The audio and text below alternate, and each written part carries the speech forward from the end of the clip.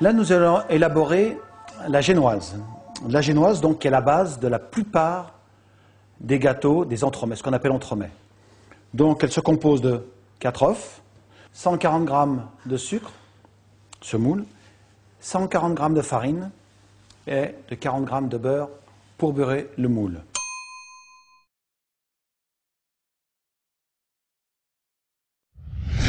Donc, vous allez prendre le sucre, vous le mettez dans les œufs et vous battez.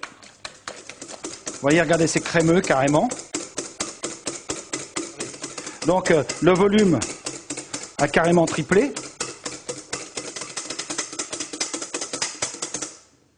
Voilà.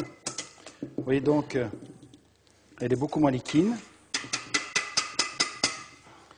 Là, donc, nous avons nos œufs. Nous allons prendre la farine et la tamiser. Là, vous passez la main pour justement passer qu'il n'y ait plus de grains. Voilà. Et là, on va mélanger tout doucement.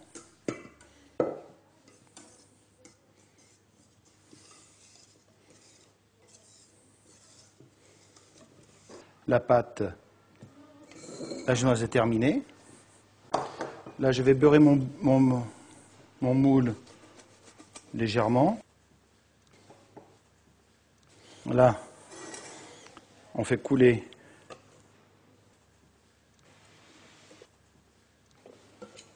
la génoise dans votre moule.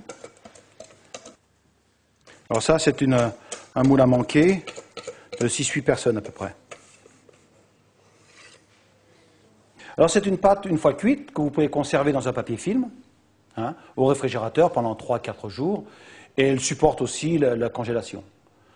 Ensuite, vous l'enfournez à 180 pendant 20 minutes environ. Ou alors, ce qui est encore beaucoup mieux, vous vous munissez d'un thermomètre et quand la chaleur atteinte de 84 degrés à cœur au centre de votre moule à manquer est arrivée, la cuisson est parfaite. Vous le sortez du four et vous démoulez sur une plaque pour l'aérer et pour qu'elle refroidisse. Vous n'utilisez pas le côté bombé.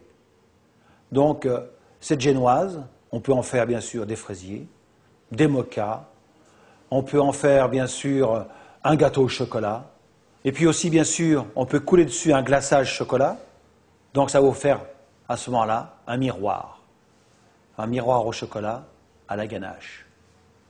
Bien sûr, vous l'aurez imbibé de sirop légèrement romé. Et ça, c'est un délice.